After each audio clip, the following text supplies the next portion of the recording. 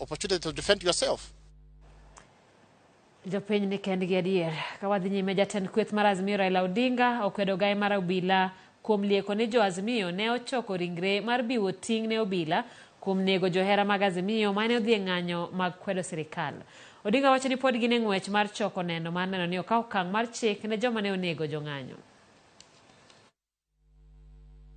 And it is actually very disappointing to see a statement from Inspector General of Police, Mr. Koome, saying that we hired dead bodies to accuse police of brutality. I don't know in which world he lives. Because the bodies we've been burying have bullet wounds on them.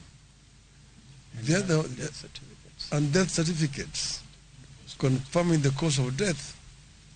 One whose neck was just chopped off in Sondo.